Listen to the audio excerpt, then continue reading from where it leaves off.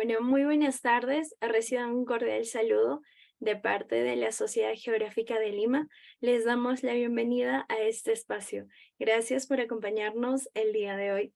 La Sociedad Geográfica de Lima, fundada en 1888 por el presidente Andrés Avelino Cáceres, desde hace 36 años, organiza este ciclo de capacitación y actualización de conocimientos. Para nosotros es grato e importante contar con la participación de ciudadanos, estudiantes, técnicos y profesionales de las diferentes regiones del Perú, escuchando y tomando el pulso de nuestros territorios, de sus paisajes, de sus cuencas y de las lecciones aprendidas.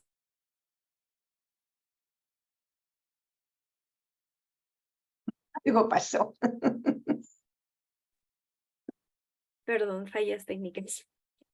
Este año las reflexiones giran en torno a las ciudades y la sostenibilidad en el Perú. El tema que se desarrollará el día de hoy es agua potable, residual y de lluvia, para lo cual contaremos con la presencia del magíster Oscar Angulo y la magíster Miriam Nagata.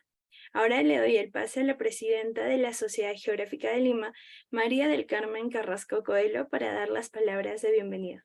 Presidenta, adelante. Buenas tardes con todos.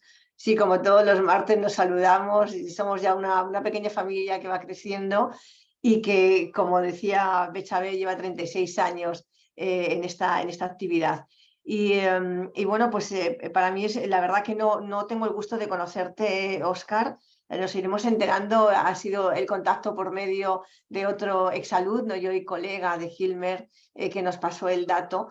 Y la verdad que es un tema fundamental, ¿no? Llevamos todo el año hablando de las ciudades, de la sostenibilidad en las ciudades y en algunos momentos ya hemos hablado del agua, porque a veces en las ciudades no nos damos cuenta del valor que tiene el agua. No es muy fácil abrir el caño, ahí está, muy fácil tirarla, muy fácil contaminar en ella, mezclarla con aceite, con tantas cosas que nos parece que ay, se limpian solas y no es así, ¿no? Entonces, vamos a hablar hoy especialmente pues, de todos los servicios que requiere en relación con el agua, que requiere la ciudad, ¿no? Y un poco, es un día un poco especial, no quiero quitar la magia, pero en vez de no solamente, no tenemos dos ponentes como habitualmente, sino que internamente hemos preparado algunos recursos junto con tu ponencia para que veamos realmente a través de videos la importancia del agua y el valor especialmente en el mundo urbano, porque como somos tantos y tan concentrados en tan poco espacio, somos unos consumidores realmente acérrimos de agua. Alguna la vemos y otra mucha cantidad de agua no somos conscientes de cómo se consigue a través de los alimentos, a través del vestido, a través de, digamos, las costumbres cotidianas que desarrollamos o que hemos hiperdesarrollado en esta forma actual de vivir y que finalmente supone un consumo exacerbado del agua, ¿no? Tampoco conocemos las aguas, ¿no? Hay distintos tipos de agua, hay algo de la huella hídrica en la cual todos podemos colaborar. Y bueno, pues más allá de lo que podamos aprender con lo que nos transmitas, también queremos compartir el día de hoy este tema del agua y ver desde cada uno de nosotros cómo podemos aportar en nuestro quehacer cotidiano para que bajemos la huella del consumo de agua, ¿no? Muchísimas gracias pues, a todos por compartir este martes con nosotros y iniciamos. Creo que ahora Betsabe va un poco a hablar de ti, de tu currículum, me parece, no lo sé, y de ahí ya arrancas tú. Muchísimas gracias, buenas tardes. Agradecemos las palabras de la presidenta de la Sociedad Geográfica de Lima y a continuación tendremos la primera ponencia a cargo del magíster Oscar Angulo.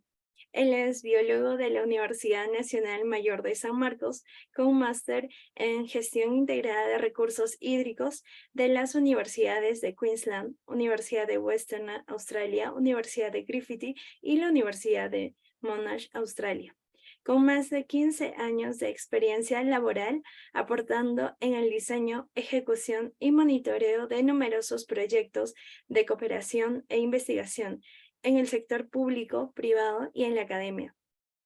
en diversas temáticas como la gestión integrada de recursos hídricos, gestión de cuencas hidrográficas, soluciones basadas en la naturaleza y en diferentes comunidades amazónicas y altoandinas, además de comunidades aborígenes en Australia y comunidades campesinas dedicadas a la agricultura extensiva en la cuenca del río Mekong, Tailandia y Laos.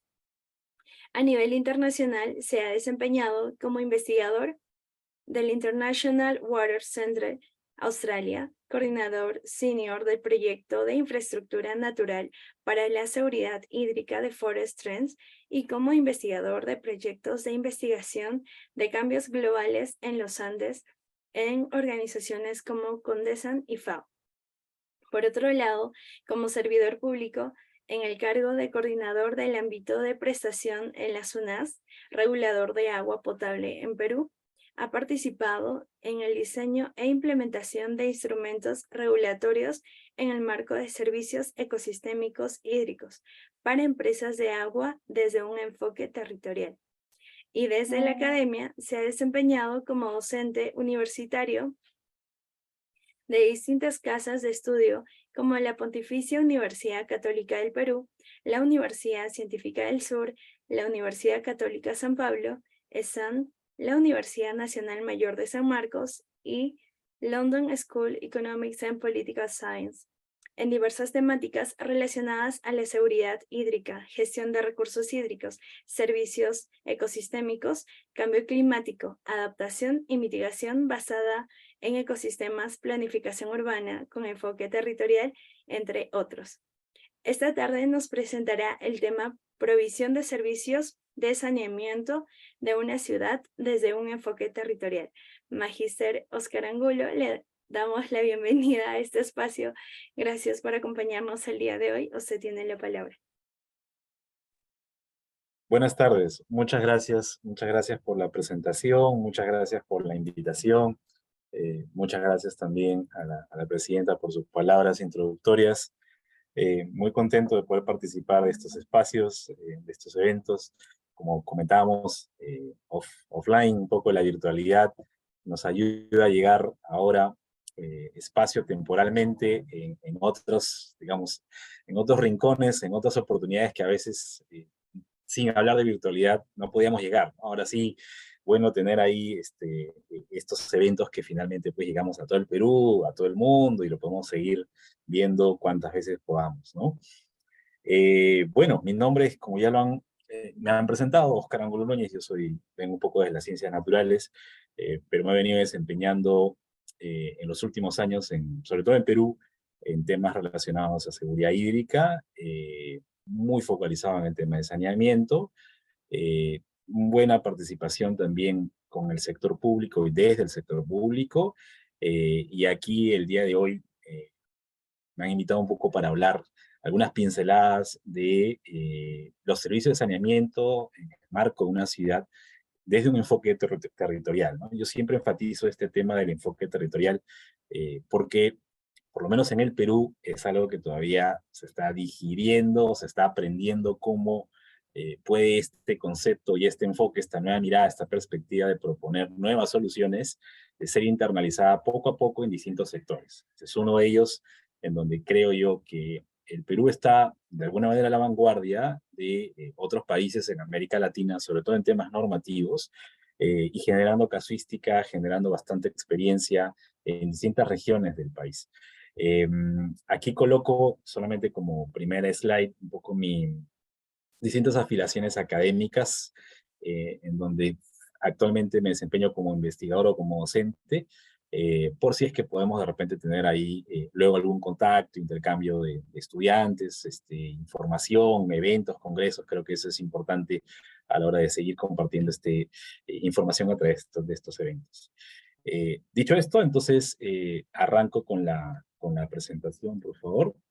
Bien, el contenido básicamente de esta presentación muy sucinta, muy ejecutiva.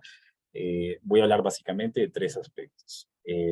Siempre es importante, antes de hablar de las soluciones y de los enfoques y las nuevas escuelas que van saliendo para proponer distintas alternativas, es importante entender el contexto y la problemática.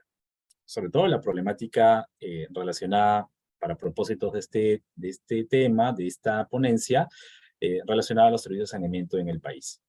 Es una problemática compleja, muy particular, distinta quizás a muchos países en el mundo. Compartimos ciertas cosas con Ecuador y con Bolivia, ciudades que existen en la región andina, y también tenemos algunas complejidades muy grandes que otros países no tienen. Y eso lo hace mucho más difícil conocer, hacer un buen diagnóstico y finalmente hacer una buena gestión, sobre todo una gestión sostenible, eficiente pero sostenible. Es una palabra que van a escuchar con mucha frecuencia a lo largo de esta ponencia. En un segundo momento, me gustaría abordar cómo los servicios de saneamiento pueden ir incorporando, o la gestión del servicio de saneamiento puede ir incorporando el enfoque territorial, que pueden ser a veces dos términos, dos definiciones, dos ideas totalmente divorciadas, muy distantes la una de la otra.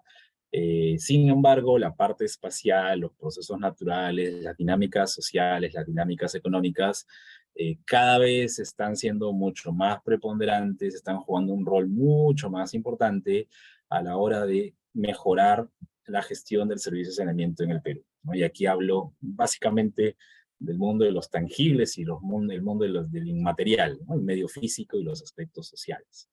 Y finalmente, un poco el cambio de paradigma que viene aconteciendo en el país, claro, a partir también de casuística muy interesante a nivel internacional, que también voy a tocar algunas cositas sobre esos temas, sobre esos casos, de cómo estamos migrando de una gestión convencional de agua en ciudades a una gestión integral de aguas urbanas. Que si bien es cierto, todavía aquí hay mucho por recorrer porque hay mucha teoría alrededor, pero nos falta casuística para testear muchas de estas hipótesis y estas definiciones y estos paradigmas que todavía falta un poco ir replicar y escalar a ver qué tal nos va con las distintas ciudades y la heterogeneidad que tenemos solamente para hablar del Perú. Bien, dicho esto, básicamente serían estos los tres momentos en los que he vivido esta pequeña ponencia. Entonces, creo que es importante partir de una premisa, digamos, conceptual a la hora de cómo vamos a ir abordando el enfoque territorial con respecto a los servicios de saneamiento. Para empezar, las ciudades son sistemas, y para ser mucho más exacto, las ciudades son ecosistemas urbanos. Como todo sistema, con todas las características que tiene estos sistemas, una de ellas muy importante, recientemente creo yo, un poco más estudiada en las últimas 2 décadas, no tanto en la década de los 60, los 70, pero ahora sí con mucho más fuerza, es el hecho de que las ciudades, hacer sistemas o ecosistemas urbanos, tienen esta característica de tener entradas y tener salidas, tener inputs y tener outputs. Entonces, en estos espacios en donde existen sistemas, como un sistema urbano, pues hay ingreso de material, de información, de bienes, de servicios, de tecnología, migración de personas, y tres dimensiones que los últimos años se viene trabajando muchísimo, sobre todo en ciudades en donde hay eventos extremos relacionados con inundaciones y con sequías, que es básicamente alimentación, energía y agua. Digamos, esto es un poco los grandes inputs que tienen estas ciudades como ecosistemas urbanos. Y así como tienen inputs, pues también tienen salidas, tienen excretas, tienen disposiciones que sacan del sistema producto de distintos procesos metabólicos sociales, para citar a Toledo o Molina, de repente un poco más tecnológicos, básicamente casi, digamos, lo que entra también sale, no necesariamente en la misma cantidad o en la misma calidad, ¿no? Puede haber, pues, también las personas pueden migrar a otra ciudad, bienes, servicios, tecnología, información, residuos sólidos, residuos líquidos, ¿no? Polución, contaminación, etc. Entonces, creo que ese es un punto, una premisa conceptual que me parece importante a la hora de poder entender cómo el enfoque territorial, cómo el hablar del territorio puede contribuir a hablar de una mejor sostenibilidad hídrica en las ciudades. Y cuando hablamos de ciudades como ecosistemas urbanos, básicamente nos referimos a los famosos 4 componentes que tienen los ecosistemas urbanos. Por un lado tienes una parte biótica, ¿no? Flora, fauna, diversidad biológica, y toda la parte, digamos, viva, los organismos vivos. También tienes digamos, una estructura física, que cuando se habla de ciudades, pues se habla mucho del tema del suelo, por ejemplo, ¿no? También tienes una estructura social, que es muy compleja. Metemos ahí, hablo del subsistema socioeconómico, y también tienes una infraestructura construida que es producto de diversos procesos, ¿no? Institucional, gobernanza, gestión, percepciones, conductas, incentivos, castigos, regulaciones, etc. Básicamente 4 componentes, un poco desde la escuela del metabolismo urbano y cómo se estudia las ciudades como un organismo vivo, con esta metáfora en los últimos 15 o 20 años tan conocida en distintos países y en distintas ciudades, se vienen un poco repensando cómo las ciudades pueden crecer y cómo pueden rehacerse de alguna manera. Entonces, hay procesos metabólicos internos dentro de este sistema, así como también hay inputs y outputs generados por las ciudades, pero también que necesitan las ciudades para poder de alguna manera sobrevivir. Sin embargo, esto no está pues en el aire, no está suelto, está asentado, aterrizado en un sistema, podríamos llamarlo un socioecosistema, en donde tenemos nuevamente un entorno natural, que puede ser, por ejemplo, un paisaje o una cuenca hidrográfica, y también acompañado de agentes de cambio.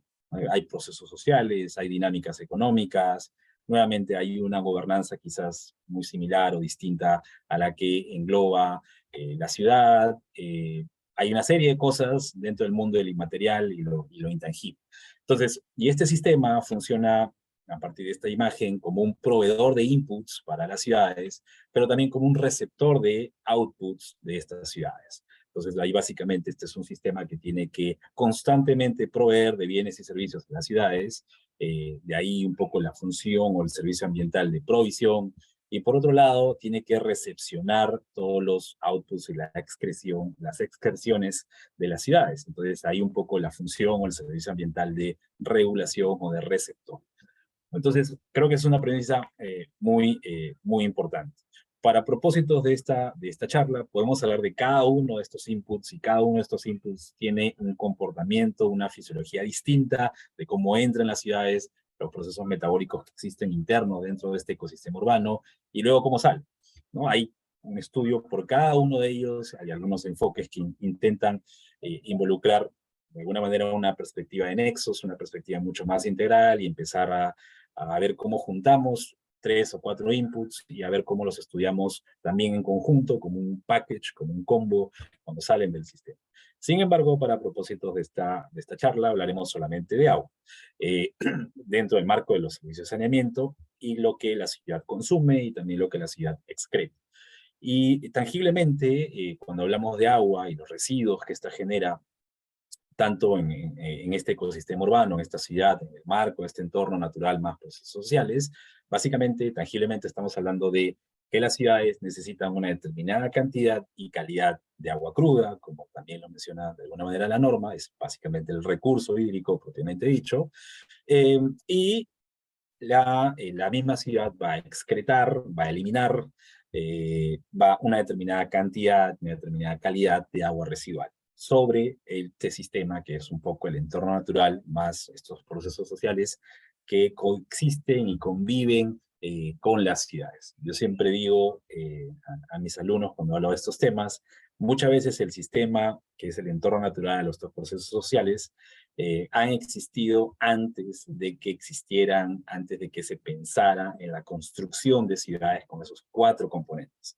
Entonces, ahí un poco viene el divorcio. ¿Qué hacemos? O las ciudades se adecúan al sistema, o el sistema se adecúa a las ciudades, ¿no? Por lo general, muchas veces intentamos forzar a que este sistema, que es mucho más grande que las ciudades, que proveen de servicios y que recepcionan las excreciones de las ciudades, los residuales de las ciudades, intentamos forzar a que se adecúe a la ciudad. Sin embargo, desde esta premisa conceptual, en realidad, pensando en la sostenibilidad, deberíamos pensar en cómo las ciudades deberían adecuarse a cada uno de sus sistemas. Cada sistema y cada entorno natural y cada proceso social es particular. Lo que funciona en Lima, en el desierto de Lima, va a ser totalmente distinto comparado con Puerto Maldonado o con la ciudad de Iquitos. Igual con Amazonas, igual con ecosistemas altoandinos, o en costa, o en selva, y así en otros países. Entonces, las estandarizaciones en estos procesos en realidad serían más bien, más que un beneficio, sería un perjuicio, y tratar de estandarizar que existen ciudades con ecuaciones matemáticas que funcionan en Europa, replicar eso en los Andes, más bien no estamos yendo en contra de la sostenibilidad y no estamos respetando las características particulares del sistema, sobre todo estas dos funciones, la función de provisión y la función de ser un receptor, en particular cuando se habla de agua de calidad, de agua residual o de calidad o cantidad de agua. Y aquí viene lo interesante, ¿no? Una vez que un poco mapeamos ahí los jugadores de este juego, básicamente, yo también esto lo menciono, él también está muy explicado desde la perspectiva de metabolismo social y metabolismo urbano y metabolismo rural, que básicamente las ciudades prestan de este sistema, de este entorno natural más procesos sociales, algo que pueden ser muchos de estos inputs, en este caso, para propósitos de esta charla, será el agua, y devuelven un residual líquido, un residual de producto de estos procesos metabólicos que se producen a la interna de las ciudades. Pero no es que lo compran, no es que simplemente lo hacen suyo, es básicamente un proceso en donde hay dos acciones: lo presto del sistema y lo devuelvo. Y el problema aquí, cuando se habla de sostenibilidad y cuando se habla de saneamiento y cuando se habla de ciudades, es que no necesariamente devuelvo en la cantidad y en la calidad cuando se habla de agua, eh, en relación o igual a lo que presté. Es como que si nosotros imagináramos, no sé, pues nos hacemos un préstamo de un banco, nos prestamos X, pero devolvemos Y, y en realidad no sé si el banco estaría tan feliz por devolver algo totalmente distinto a lo que prestamos. Básicamente es lo que pasa en las ciudades cuando se habla de recursos hídricos, cuando se habla de agua. Y un poco la idea de seguir incorporando el enfoque territorial y un poco la idea del sistema como entorno, como los procesos sociales y estos procesos metabólicos que existen a la interna, es tratar de alguna manera, por lo menos del mundo de lo tangible, del mundo de lo material, tratar de que lo que tú devuelvas al sistema más o menos sea similar a lo que tú prestas. Esto puede ser nuevamente abordado desde infraestructura construida, desde los procesos sociales, hacer unos buenos diagnósticos físicos, un poco de las cuencas, por ejemplo, de los paisajes o de los ecosistemas que hay dentro de una ciudad, y también de las partes bióticas. Entonces, al final, tenemos que abordar este problema como el sistema, pero también entender los cuatro componentes individuales y que se pueden cuantificar, etcétera, dentro de una ciudad. Y es aquí donde viene, digamos, la gran complicación de poder estudiar ciudades, saneamiento, y en realidad la provisión sostenible del propio servicio de agua potable, alcantarillado y la captación de agua de lluvias, etc. Sumado a este problema que ya es altamente conocido, nos encontramos con una heterogeneidad de tamaño y ubicación de ciudades, ¿no? Por un lado, por ejemplo, tenemos ciudades como Tokio, como Nueva York, que son megaciudades, que es un poco la imagen de la izquierda superior. Pero también tenemos el otro contraste, ¿no? Esta es una imagen de la cuenca Chancay-Lambayeque en el Perú, en donde tenemos básicamente una atomización de distintas pequeñas ciudades o población dispersa que no manejan un patrón de planificación y que al final se asientan nuevamente reclamando o exigiendo o necesitando estos inputs de agua, energía, alimentación, etcétera, y muchas veces por la disposición o la distribución natural dentro de cuencas o paisajes, generan más bien perjuicios y no tantos beneficios, ¿no? Lo que se conoce en el mundo de las externalidades. Muchas veces son más externalidades negativas que positivas, ¿no? Entonces, a veces en esta distribución, los outputs de una ciudad, de un ecosistema urbano, son inputs, son entradas, las salidas de una ciudad son entradas de otra ciudad que se encuentra de repente en la cuenca media o en la parte baja de una cuenca, o a través de otro vínculo territorial.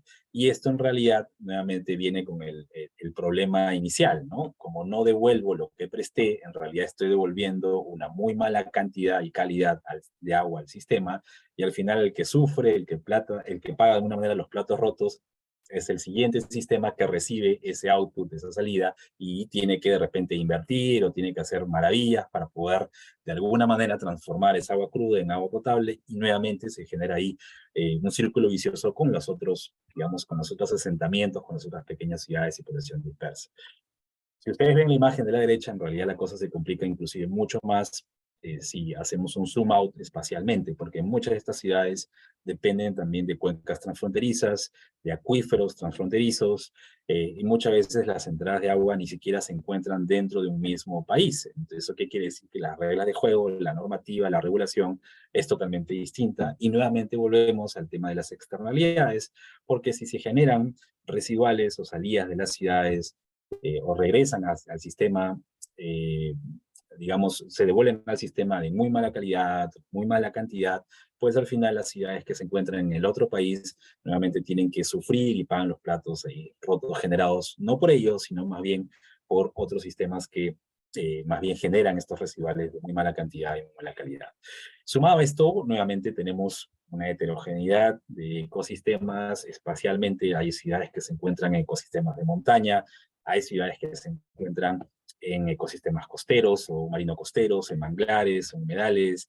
Entonces, ahí nuevamente empezamos a ver otro problema, en cómo los procesos de urbanización empiezan a consumir ese entorno natural, empiezan a cambiar por completo esos procesos sociales, y al final estas ciudades pueden decantar en que no reciban inputs, no reciban agua, no reciban energía, no reciban alimentación, y como dicen muchos de la literatura de metabolismo urbano, o así como las ciudades, como los organismos vivos, las ciudades también pueden morir, pueden fallecer, y simplemente esa capacidad de adaptación o de resistencia la pierden en el proceso por justamente tratar de expandir más allá de los límites que ese sistema puede proveer o puede recepcionar como excreción de la ciudad.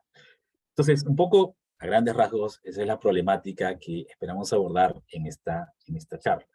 Para poder solucionar, digamos, de alguna manera, varias de las cosas que he estado mencionando como problemáticas plenamente hídricas para una ciudad, surge algo de lo que los digamos, estudiosos en estos temas hablan, ¿no? Que básicamente los últimos 50, 60, 70 años, hasta un poquito más, algunos dicen que tienen un poco más, hasta de siglos, ha existido una gestión tradicional de agua para las ciudades, por los distintos asentamientos, en donde las soluciones han estado focalizadas en promover, proponer, construir básicamente opciones de infraestructura, alternativas de infraestructura física, que si bien es cierto atiendes un solo componente de este ecosistema urbano, recordar que hay otros 3 importantes y que estos 4 en conjunto se encuentran asentados, aterrizados en un entorno natural que es mucho más grande que los límites de la ciudad. Y básicamente las soluciones han estado muy focalizadas en traer más agua potable, potabilizar más. Muchas de las ciudades a veces sus propias fuentes de agua, y esto ocurre mucho en el Perú, en donde a veces hay fuentes de agua que se ubican a 10 o a 12 kilómetros de los límites, digamos, físicos de la ciudad. Una vez que esa fuente de agua se seca o se cae, bueno, la línea de conducción se extiende 20 kilómetros, y cuando esa fuente de agua nuevamente se cae, se vuelve a extender esa línea de conducción 30 kilómetros, ¿no? Y el caso típico de Lima es un buen ejemplo de lo que estoy explicando. Entonces, más o menos, un poco la gestión tradicional del agua para ciudades con respecto a estas soluciones de infraestructura física es la que se han venido dando con proyectos hidráulicos y soluciones ingenieriles que, si bien es cierto, han sido muy positivas. Tenemos buenos indicadores de servicio de saneamiento en algunas ciudades. Sin embargo, nuevamente, esto no necesariamente garantiza en que esto sea sostenible, sobre todo cuando el sistema sufre ciertos cambios, o sufre ciertos golpes, o ciertos temblores o terremotos, como lo que viene pasando, por ejemplo, en Uruguay, o lo que pasó en Australia en el año 2000, o lo que está pasando en el sur, ahora que se habla mucho del Niño, etcétera, ¿no? Muchas veces hay ciudades que tienen escasez, inundación, y como interrumpes muchos de esos procesos naturales del sistema, pues simplemente pierdes esa capacidad de adaptabilidad y esa capacidad de resiliencia, de resistir a esos eventos extremos. Lo mismo ocurre con el manejo de aguas residuales, básicamente infraestructura física, que siempre ha pensado de alguna manera en regresar a algo similar en cantidad o de calidad de agua residual a ese entorno natural que de alguna manera te prestó ese recurso para que tú puedas vivir, ¿no? Tener una calidad de vida tranquila, buena.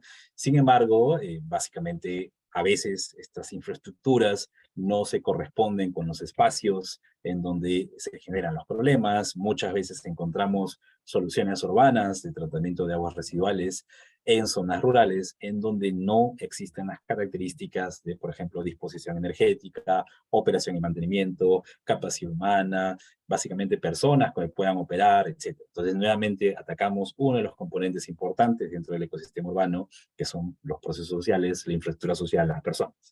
Entonces, ha existido, digamos, esta visión, digamos, tradicional, ¿no? Para de alguna manera satisfacer esas crecientes necesidades de inputs que tienen las ciudades, cada vez de repente más distantes. Se ha incrementado mucho la capacidad de inversión. Automáticamente, cuando uno habla de los problemas de saneamiento en el Perú, el indicador que se te viene a la mente es dinero, pero en realidad el Perú, y así como otros países, ha invertido mucho dinero en el servicio de saneamiento y cómo se puede mejorar esto. Sin embargo, desde esta mirada te da una oportunidad de buscar otras alternativas que puedan complementar evidentemente esa necesidad de inversión que existe. Dicho esto, ahora si aterrizamos toda esa problemática mundial, porque hay muchas ciudades que todavía mantienen esa gestión convencional de aguas urbanas, de aguas en una ciudad, lo aterrizamos al Perú y en realidad los problemas hay, ya un poco hablando del territorio, del factor clima, ¿no? Hay temas culturales, historia, conflictos, la cosa se complica inclusive mucho más, ¿no? Existe un contexto de crecimiento explosivo y desordenado de las ciudades en nuestro país. Esto incrementa la vulnerabilidad de los sistemas ante variabilidad climática y ni qué decir cuando se habla de cambio climático. Y si vamos a los datos e indicadores del servicio de saneamiento en el Perú, en realidad también tenemos números no tan alentadores. Si bien es cierto, se ha avanzado, pero hay una brecha enorme, hay necesidades insatisfechas enormes, sobre todo en zonas rurales comparadas a zonas urbanas. Pero esta dicotomía particularmente a mí no me gusta mucho porque en realidad cuando se habla de saneamiento, lo urbano depende de lo rural y viceversa, y al final todos consumamos parte de un solo sistema. Entonces, cuando por ejemplo hablamos de la cobertura del servicio de saneamiento en zonas urbanas, en ciudades, si bien es cierto tenemos 95% en provisión de agua potable, quizás un poco más del 70% en temas de alcantarillado. Como ustedes pueden ver ahí en zonas rurales, los números son críticos, sobre todo en temas de alcantarillado.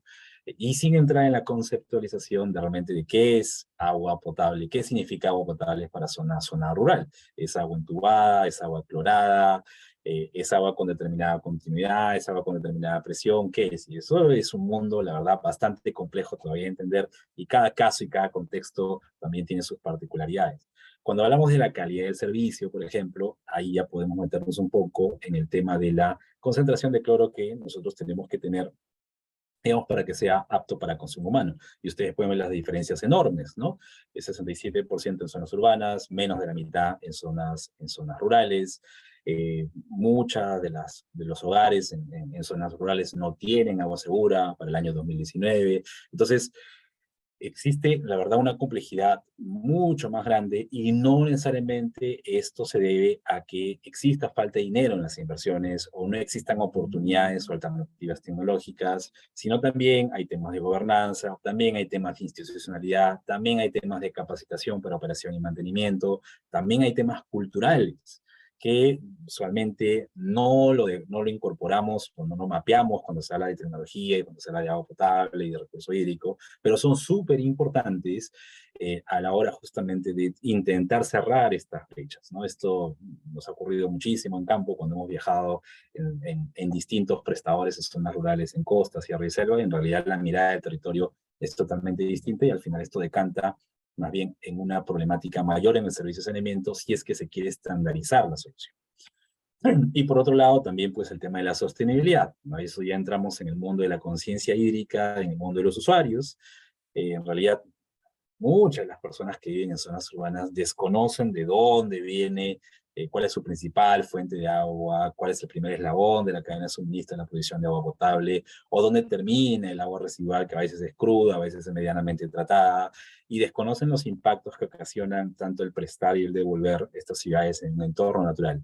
Y a ese desconocimiento, quizás a esa ignorancia no intencionada de repente, se suma que esto decanta en que en realidad las tarifas que uno paga no cubren muchas veces ni siquiera los costos de operación y mantenimiento, y aquí hablamos de una regulación económica que tiene que ser subsidiaria, o necesitamos inversión del privado, o necesitamos inversión de otro sector para poder ligeramente mantener el servicio de saneamiento más que eficiente, sobre todo sostenible. Y es mucho más crítico, y esto se evidencia mucho más en zonas rurales. ¿No? Entonces, desde ya el problema que un poco que arrancaba de las primeras slides es complejo, ir aterrizándolo, ir haciendo un zoom in en Perú es muchísimo más complejo. Entonces, de aquí viene cómo el pensar en territorio, el concepto de territorio, puede ayudarnos a solucionar de alguna manera esta problemática, y que, claro, va acompañada de la inversión, va acompañada del financiamiento. Caso contrario, las soluciones al final no podrían implementarse en campo, ¿no? Y aquí me gusta citar una norma. Hay buenas normas en Perú, en realidad en los últimos años se han sacado bastantes normas interesantes sobre temas territoriales, sobre temas ambientales, como a veces uno los sectoriza con el Ministerio del Ambiente, pero en realidad hay otros sectores que están ya incorporando estos conceptos. Y por ejemplo, en el marco de la inversión pública en el Perú, tenemos un concepto ya de alguna manera esbozado sobre territorio, ¿no? Como un área geográfica, si bien es cierto, ahí solo hay una descripción del espacio físico, pero se habla del servicio, se habla de que existe una población que accede o no a dicho servicio. Hay un área de estudio en donde se puede intervenir con algunas soluciones, con algunos proyectos. Se habla de identificar condiciones, particularidades del territorio que podrían acceder a la producción o la distribución de determinados servicios. Entonces, desde ya, incorporar estos conceptos en la definición de territorio puede ser de gran ayuda para poder también proponer soluciones o alternativas de soluciones mucho más sostenibles a la hora que se habla del servicio de saneamiento. Entonces, aquí creo que ya se están empezando a cortar digamos, ese conocimiento o ese divorcio, esa distancia que existía entre lo que es el medio físico y el grupo social, o las personas, básicamente, ¿no? Es muy complicado, o casi diría yo imposible, estudiar lo uno sin estudiar lo otro. En el campo, en las investigaciones, en los proyectos, los dos están realmente muy integrados, sobre todo, digamos, en zonas rurales. En zonas urbanas hay algunos elementos dentro del ecosistema urbano que quieren prevalecer, que quieren dominar sobre el otro, y esto los aleja del equilibrio y por tanto los aleja de la resiliencia y son altamente vulnerables frente a distintos eventos. Entonces, y hay un concepto que a mí me gusta, que yo siempre lo cito, que es el deber de que es un espacio, el territorio es un espacio socialmente construido y por ende como un conjunto de estructuras, instituciones y actores, más que como una geografía con determinadas condiciones físico y biológicas. Entonces, esto se parece muchísimo, hay mucha similitud a lo que mencionaba anteriormente, de que las ciudades deben empezar a estudiarse como un ecosistema urbano, más que simplemente como concreto, como cemento, como edificios, como carreteras, ¿no? Entonces, creo que eso ayuda a entender de una forma un poco más objetiva y un poco más consciente de lo que tiene cada espacio con las distintas particularidades que existen. Nuevamente, regresando al Perú, porque es un caso, la verdad que se pueden sacar muchísimas investigaciones sobre esto, sobre nuestro país en temas del saneamiento. Aquí nuevamente empezamos a hablar de saneamiento y hacemos un zoom out a una escala un poco más nacional, y vemos que hay, evidentemente hay un ámbito urbano y un ámbito rural que debe ser atendido eh, por la provisión de agua potable, el manejo de aguas residuales y todos los servicios que involucra, digamos, los servicios de saneamiento, la provisión de servicios de saneamiento en unas ciudades. Ustedes pueden ver la imagen de la izquierda, básicamente aquí estoy en cada punto verde, estoy localizando todas las empresas de agua que existen en el Perú, ¿no? Hay departamentos como Puno que tienen 5 empresas de agua, hay regiones como Piura que tienen solo una empresa de agua. ¿Cómo se decidió esto? ¿Por qué una región tiene una y por qué otra región tiene 5 o tiene 3, como en el caso de repente de Cusco, o como Arequipa de repente solo tiene una empresa de agua? ¿Habrá existido un principio territorial? ¿Habrá existido un análisis, un diagnóstico de cuántas cuencas existen, cómo está el entorno natural, cuáles son los procesos sociales? Es muy probable que no, y que ya de repente ha sido una decisión un poco más, digamos, político-administrativa, dependiendo de las regiones y las voluntades de distintos, digamos, autoridades locales, provinciales, regionales. Sin embargo, es lo que existe, y ahora hay una dinámica bien interesante de cómo pensamos no tener 50 EPS a nivel nacional, sino bien cómo empezamos a integrar a partir de vínculos territoriales, y es algo que el regulador está trabajando desde hace algunos añitos atrás con cosas interesantes para justamente mejorar los servicios de saneamiento. Pero eso es lo que ocurre en las ciudades, es de alguna manera lo que ocurre, digamos, en el papel. Sin embargo, cuando hacemos un zoom un poco y investigar en campo, bueno, esa región tiene N número de personas, y si, por ejemplo, Piura o algunas regiones en donde tienes 3 o 4 o 5 empresas de agua, realmente hasta dónde llega la red, hasta dónde llega, como decimos nosotros en el mundo de saneamiento, hasta dónde llega el tubo, ¿no? Hasta qué hogar está atendiendo. Bueno, de acuerdo a los contratos, o digamos, sí, a los contratos de explotación o los ámbitos de prestación de las empresas de agua, cada mancha roja muy pequeña que ustedes pueden ver es básicamente en donde existe una infraestructura de distribución de cada una de estas empresas de agua y a los que existen usuarios a los que se les está llevando, se les está dotando el servicio de agua potable. En realidad, si ustedes hacen ahí una comparación del espacio que tiene el país y las pequeñas manchas rojas que existen en estas ciudades, que son zonas plenamente urbanas, mayor de 15.000 habitantes, en realidad hay mucho espacio en donde básicamente estas empresas de agua no están llegando con una infraestructura de distribución. Ahora, no hay personas en esas zonas, evidentemente hay muchas personas, inclusive mucha población dispersa, hay muchas personas que realmente inclusive no aparecen, a veces hay comunidades que no aparecen en los censos, uno nunca sabe, o a veces hay discusión en esos resultados a la hora de identificar cuántas personas y dónde están estas comunidades o estas pequeñas ciudades. Entonces, hay una zona rural, hay una zona gris que todavía no se tiene una cuantificación exacta de dónde están, cuántos son y realmente cómo es la provisión del servicio de agua potable y de saneamiento en general. Pero haciendo un zoom, haciendo así más o menos algunas ideas, esta es la distribución que nosotros tenemos más allá de las ciudades. Si bien es cierto, teníamos 50 empresas de agua con esas pequeñas manchas rojas en donde sí tenemos certeza de que hay una red de distribución que se atiende a usuarios. Si vemos el mapa de la derecha, básicamente tenemos 100.000 centros poblados, o de repente un poco más, distribuidos en distintas cuencas, distribuidos en distintos pisos altitudinales, en costa, en sierra, en selva, y que tienen patrones de planificación o de localización que no se condicen por dónde va el tubo, por dónde va el alcantarillado, no se condicen de que, bueno, uno no se asienta dependiendo de la infraestructura, sino más bien de repente se asienta por temas más, digamos, naturales o más económicos, más comerciales, más de acceso, y cada persona y cada ciudad y cada punto rojo que representa el mapa de la derecha tiene una lógica muy individual, muy distinta al, digamos, al resto.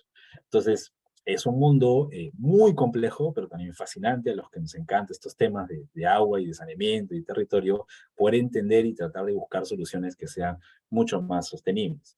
Y para de repente tener algunos números de lo que yo estoy hablando, si en las ciudades existen empresas de agua que básicamente abastecen al 65% de las personas que tenemos en el país, y muchas de ellas viven en la costa, por debajo de esos, digamos, esos círculos azules que puedo mostrar aquí en el mapa, tenemos más de 600 pequeñas ciudades, ciudades que van de 2.000 a 15.000 habitantes, y dependiendo seguramente de la fuente, si son los gobiernos regionales, si es la fuente del datos del Ministerio de Vivienda, esos números pueden ser 400, pueden ser 700, pueden ser 500, ahí todavía hay una data con cierta incertidumbre, pero aquí también lo más importante es que mientras más hacemos un zoom in ahí a cada, digamos, a cada espacio, nos encontramos nuevamente con otra realidad totalmente distinta, y aquí empezamos a hablar de que hay más de 27.000 prestadores que atienden más de 100.000 centros poblados, ¿no? Hay distintos tipos de prestadores de servicios de agua y saneamiento en el Perú. Las empresas de agua atienden a ciudades, por lo menos en teoría, a veces atienden en zonas rurales, y eso también es una discusión hasta un poco digamos, en la contradicción entre la norma y lo que ocurre en el campo, pero también hay otros prestadores como las unidades de gestión municipal, la JASE, la JAF, los comités de agua, los operadores especializados privados, que atienden a más de 100.000 centros poblados. Y la diversidad de prestadores que yo estoy mencionando justamente está dentro de este conjunto de 27.000, digamos, organizaciones comunales, entre otras cosas, y pequeñas ciudades a los que se le tiene que abastecer el agua. Ahora, claro, pues hablamos de agua entubada, agua clorada, agua segura, agua bien distribuida, hablamos de continuidad de 23 horas, en algunos casos, de repente hablamos de continuidad de 1 hora, de 2 horas al día, a veces hablamos de que se pagan 20 soles, 25 soles al mes, quizás en ciudades, en algunas de repente zonas rurales quizás no pagan o pagan cada 6 meses, 1 sol, 4 soles, 5 soles. Entonces, nuevamente regreso al primer slide, ¿no? Los sistemas urbanos tienen estos 4 componentes y no solo es infraestructura, sino más bien hay que estudiar, hay que diagnosticar el espacio, hay que también estudiar bastante bien las dinámicas sociales, porque eso en conjunto al final va a demandar cuánto input tú dependes o necesitas del entorno natural y cuánto output, cuánto excreción, cuánto residual vas a sacar de esa ciudad y vas a finalmente dejarlo o devolverlo de alguna manera en el entorno natural. Y espacialmente, nuevamente aquí hay una serie de externalidades positivas, peor de los casos, lamentablemente negativas, que al final decantan en mayores costos de inversión y financiamiento. Si hacemos un zoom al desafío, y este es un caso que a mí me gusta mucho, muy en particular, porque ejemplifica bastante bien lo que ocurre en cada región. Realmente este es el caso de Piura. Esto ocurre, creo que en todas las regiones del país. Entonces, nuevamente, podemos ver que la región Piura tiene un solo prestador, que es EPC Grau, que es la empresa de agua que hace maravillas, que hace un esfuerzo enorme para poder proveer del servicio de agua potable y saneamiento, con todas las dificultades que tienen las empresas de agua en el Perú para poder brindar ese servicio. Y básicamente tenemos que hay, digamos, un contrato normativo de explotación que son las pequeñas provincias que están de un color un poco más rosado. Sin embargo, la red de distribución a donde se abastece el agua potable a distintos usuarios solamente son esas pequeñas manchas verdes, esos pequeños polígonos verdes. Entonces, hay espacio en donde existen personas en donde no les está llegando el agua segura, el agua potable, el agua regulada de la empresa municipal en esta región. Y ¿qué ocurre en esos espacios? ¿Qué ocurre en esos territorios? Básicamente, como decía, bueno, hay otras personas que son, digamos, pequeñas ciudades, otras comunidades, que no son atendidas por este prestador, pero que necesitan el servicio como todo ser humano, como toda sociedad, como toda ciudad. Y ahí son atendidas por otros prestadores y que realmente hay un esfuerzo enorme para poder diagnosticar cuál es la tecnología que utilizan, cuánta es la inversión que tienen, y es un mundo enorme. Pero ahí la historia no termina, porque por debajo, digamos, de 2.000 habitantes, tenemos un mundo mucho más complejo de zonas rurales o población dispersa, y ahí básicamente hay un esfuerzo en los últimos años de poder cuantificar, bueno, cuál es ese prestador que brinde ese servicio, cuál es y en qué calidad lo brinda, si hay dinero, si hay inversión, si hay realmente personas capacitadas para operar o mantener determinada infraestructura. Sin embargo, muchas veces, si ustedes lo han visto, seguramente lo verán, cuando viajen o los que han viajado en algunas regiones, verán que muchas veces esos puntos, esos cuadrados negros o polígonos negros, tienen una solución hasta más tecnológica, más cara, siendo de repente una población de 500 personas o 800 personas, para la provisión de agua potable o para el tratamiento de aguas residuales, o tan cara como de repente la misma Piura o la misma Sullana. Sin embargo, muchos de estos centros poblados a veces no tienen ni energía, entonces se propone tecnología en donde no hay energía y esta tecnología o esa inversión básicamente o literalmente se fue al agua porque nunca funcionó, ¿no? Pero fue, digamos, políticamente o popularmente inaugurada, por ejemplo. Sin embargo, no cumple o no satisface o no resuelve el problema de saneamiento. Entonces, es un mundo muy complejo, ¿no? Entonces, ya acá solamente estoy hablando de ciudades, infraestructura y de soluciones. Pero si a eso yo le sumo el medio físico, que es uno de los puntos importantes cuando se habla de ciudades y ecosistemas urbanos, por ejemplo, las cuencas, pues aquí estamos hablando de que no hay una distribución, digamos, un patrón espacial de que si las ciudades se tienen que desarrollar en la cuenca media o en la cuenca baja o en la parte alta, si es que de repente hay pequeñas ciudades en la cuenca media, o si es que hay población dispersa en la cuenca media, o si solamente las ciudades se tienen que desarrollar en la cuenca baja, y no hay una conversación, no hay un entendimiento entre cada uno de estos sistemas grandes, pequeños, medianos, y aquí se genera el problema de las famosas externalidades, de los outputs que se transforman en inputs para otros sistemas, generando más costos que beneficios. Y sobre eso se han construido, ¿no? Desde la gestión convencional de aguas urbanas se ha construido infraestructura pensando en satisfacer la provisión de agua potable, pensando en satisfacer los servicios de saneamiento, así como también distintos usuarios, otros usuarios que también dependen del agua, y que convive en un espacio con las ciudades. Por ejemplo, el agrícola, el energético, el minero, el sector industrial, ¿no? Entonces, se ha construido muy buena infraestructura en el Perú, realmente que intente regular tanto cantidad como calidad, sin llamarse agua cruda, para justamente mantener esa provisión de servicios que otros usuarios más allá de las ciudades necesitan también de agua, porque es importante reconocer que también, claro, las ciudades no son no están solas, más bien hay una evidente necesidad de poder coexistir con otros sistemas que también demandan. Bien, entonces, esa es un poco la infraestructura que existe y es un poco el medio físico. Si a esto le sumamos, digamos, más temas ambientales, más temas bióticos, bueno, vemos ahí los páramos, vemos los ecosistemas de interés hídrico que proveen de agua a todos los sistemas que existen en esta región, que están ubicados en las cabeceras de cuenca, por determinado factor clima, que tiene determinada presión antrópica, que tiene una dinámica económica y social totalmente distinta a aquellos que habitan cerca de la infraestructura ya construida, en la parte media o en la parte baja de la cuenca, ¿no? Solamente por citar una unidad, digamos, de análisis. Y sumado a eso, cada región tiene una característica social, económica distinta, ¿no? De repente habrá más indicadores de pobreza, como en el caso de Piura, por ejemplo, asociado espacial territorialmente, en donde se ubicaron estas infraestructuras que proveen de agua a distintos usuarios. Es un poco contradictorio, es un estudio que hicimos hace cierto tiempo en Selva Baja, en donde hay mucha pobreza de personas asentadas en espacio ambientalmente rico, ¿no? Y eso es un poco también lo que ocurre rico digo desde la provisión de bienes y servicios ambientales muy demandados ahora en el mercado y por la academia y por los decisores políticos en Perú y a nivel internacional. Sin embargo, son personas pobres, son personas que no tienen agua potable, que no tienen alcantarillado, que no tienen saneamiento y tienen una calidad de vida muy baja. Y esto podría, de alguna manera, también ser un buen ejemplo de lo que estoy explicando.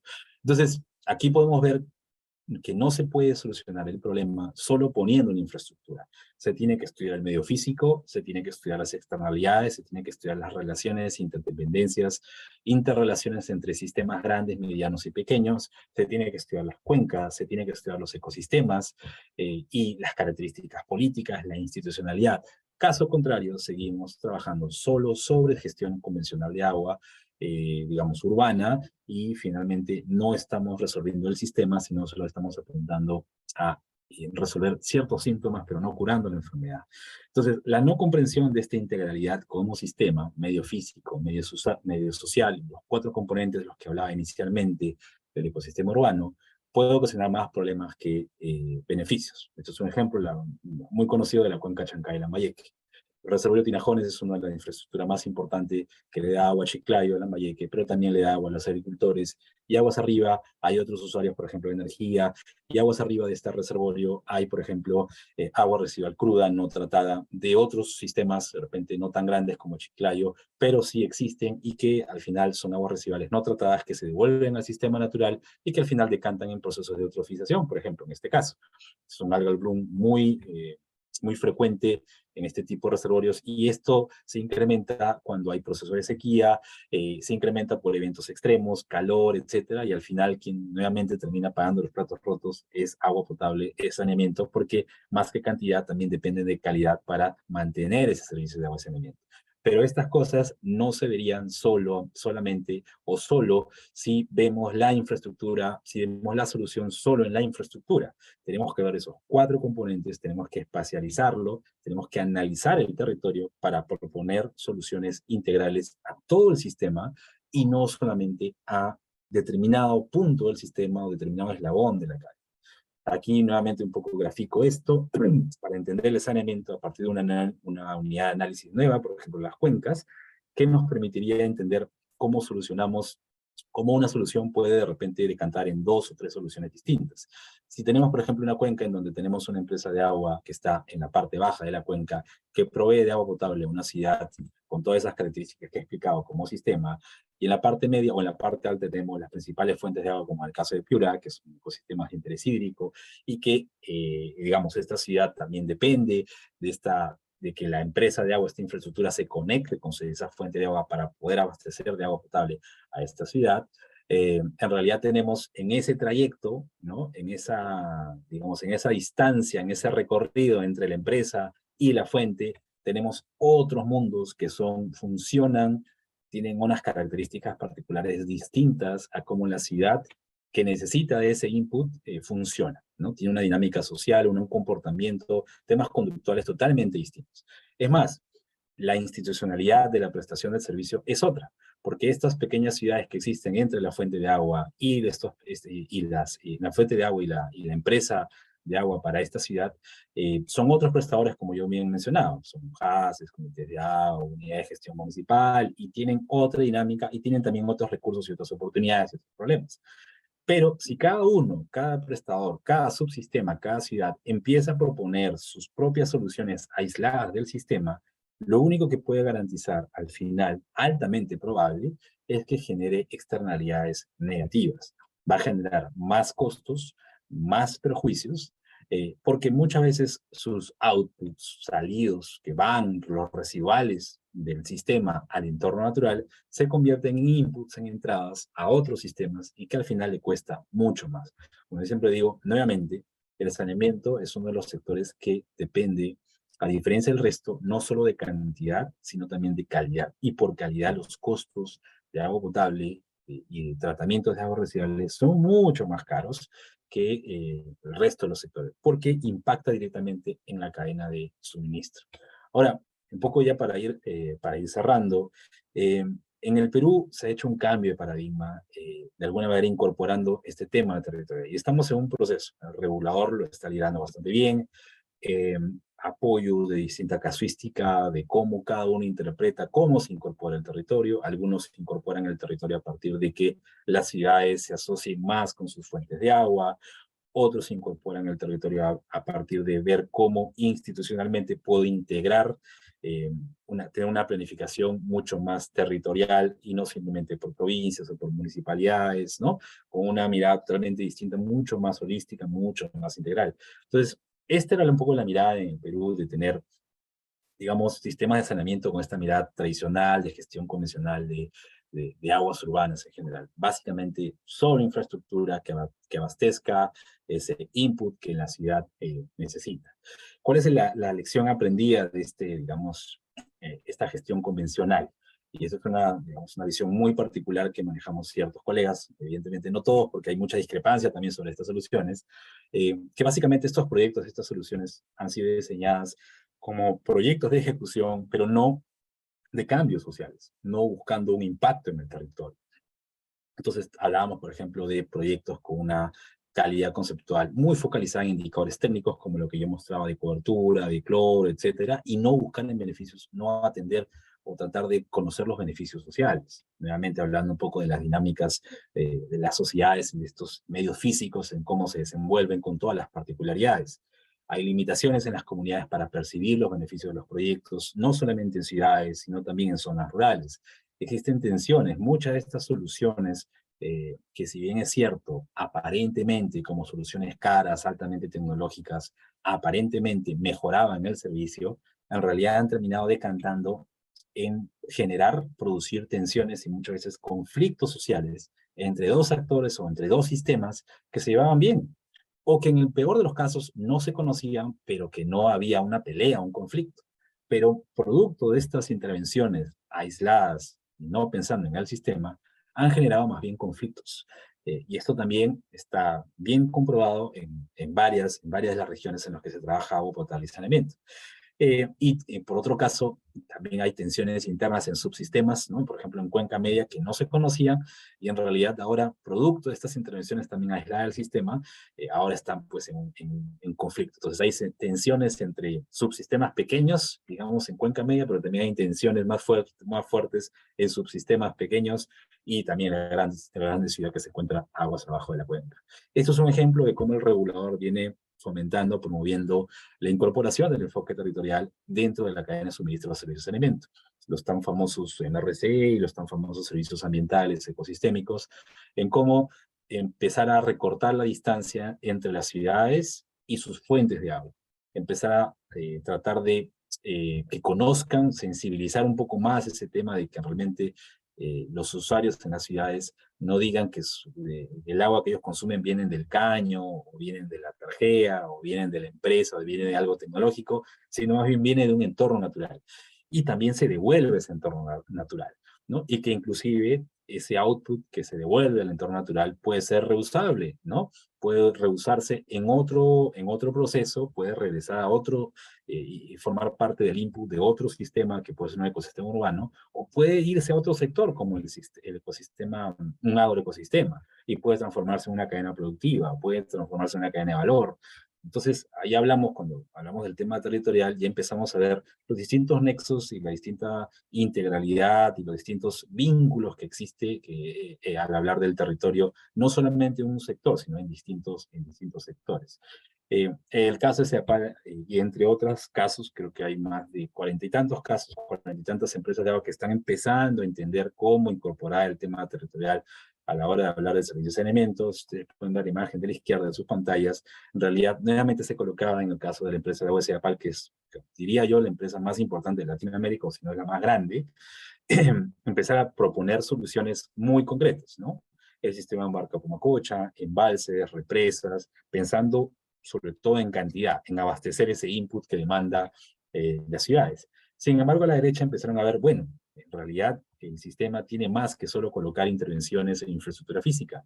Hay ecosistemas, hay un ambiente, hay un factor biótico, hay un paisaje, hay una cuenca, y en esos espacios hay también actividades socioeconómicas de comunidades que inclusive han vivido antes o están asentadas antes de que se pensara que existiera una ciudad, ¿no? Sin embargo, evidentemente, pues, producto de repente un poco del discurso técnico, administrativo, las zonas rurales y las zonas urbanas han estado muy divorciadas. Entonces, el tratar de incorporar el enfoque territorial también tiene un poco esa mirada de reconciliar esos dos espacios que funcionalmente nunca estuvieron divorciados. Es más, uno depende del otro. Y básicamente las soluciones aisladas en distintos espacios nuevamente han generado tensiones, conflictos y soluciones nada costo efectivas. Entonces, esta mirada del saneamiento intenta reconciliar esto pensando en soluciones mucho más integrales y mucho más sostenibles. Cada polígono, por ejemplo, del mapa representa un proyecto que incorpora el tema territorial pensando en la provisión del servicio de saneamiento, pero también pensando en cómo mejorar calidad de vida, ingresos económicos en aquellas personas que habitan en esa unidad productora de agua potable, un poco ahí hablando desde la terminología de inversión pública.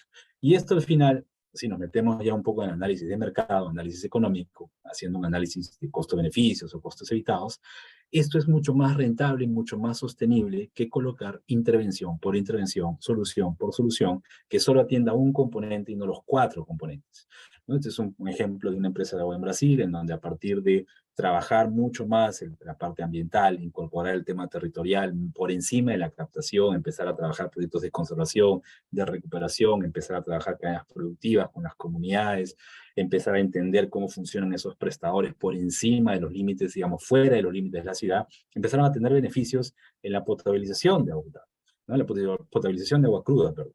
Entonces, hay un beneficio. Y es, digamos, dentro del mundo del mercado, que a veces uno trabaja con una valoración del mundo de intangibles, que es bien complicado ponerle a todo una monetización.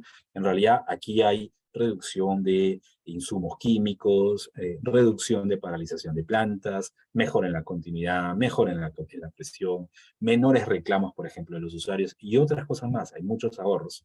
Sobre eso hay muchos beneficios, hay costos evitados. Entonces, esto también está muy comprobado en Nueva York, en empresas de agua de Australia, en Ecuador, en Colombia, en Brasil y en Perú. Estamos en ese camino de poder llegar a esas conclusiones. Entonces, empezamos a ver que un poco, digamos, la provisión del servicio de agua potable y la sostenibilidad del servicio no solamente depende de un solo componente del ecosistema urbano, que es en este caso, por ejemplo, la infraestructura construida, que sería la planta de tratamiento de agua potable, sino también tenemos una unidad productora que abastece de ese input para generar ese servicio, que es básicamente la cuenca, o un paisaje, un ecosistema, y que provee de buena cantidad, buena calidad de agua cruda. Y finalmente, para que eso funcione, dependemos de estudiar, diagnosticar y entender las dinámicas sociales y económicas, porque esos espacios no están solos. Y nuevamente, ahí hay personas, ahí hay subsistemas, sistemas muy pequeños, que tienen mucho más historia y tienen mucho más conocimiento que las mismas ciudades, que nosotros habitamos en las zonas urbanas, y conocen mucho mejor el territorio que nosotros, y saben cuáles son las soluciones mucho más, digamos, sostenibles. En conclusión, aquí hemos pasado de alguna manera, o estamos en ese proceso, digamos, en Perú y en el mundo en realidad, de pasar de una visión de una gestión convencional de aguas urbanas a una gestión integral de aguas urbanas, en donde en el mundo del saneamiento ya no solamente se habla de infraestructura, ya no solo se habla de inversiones, sino se habla de prácticas de gestión y planificación territorial, se habla de conservación de cuencas, se habla de conservación del agua, se habla, por ejemplo, de drenaje sustentable en el marco del diseño de ciudades conscientemente hídricas, se habla de reutilización del agua, economía circular, pero pensando cómo el entorno natural, no afectando la capacidad de recepción o la capacidad de regulación del entorno natural, ¿no? Entonces ya se habla de una serie de cosas que antes no necesariamente se hablaba desde del sector saneamiento, y cómo la provisión de agua potable, el sistema de alcantarillado, el manejo de residuales, la gestión de lluvias, etcétera, la regulación, calidad, etcétera, puede contribuir más bien a una gestión mucho más integral del territorio. Y aquí solamente cito nuevamente un ejemplo, porque en realidad, digamos, diría yo, acá hay varias subescuelas o subenfoques operativos, diría yo, dentro de este mundo muy grande de la gestión integral de aguas urbanas. Es que hemos pasado de elementos aislados a ver todo el sistema y intentar curar la enfermedad y no solamente aliviar el síntoma. Pero a partir de entender que en las ciudades existe un balance natural hídrico, eso es natural. El entorno natural le da vida a la ciudad. No es que la ciudad solamente le dé vida a ese entorno natural. Dependemos de cada input, y también hay que preocuparnos mucho más de los outputs que dejamos al entorno natural. Y cómo, pensando en cada balance natural de cada ciudad, de ese sistema, podemos pensar en ese balance, digamos, hídrico urbano, ese ciclo hídrico urbano de las ciudades. Cada ciudad tiene un ciclo urbano hídrico distinto.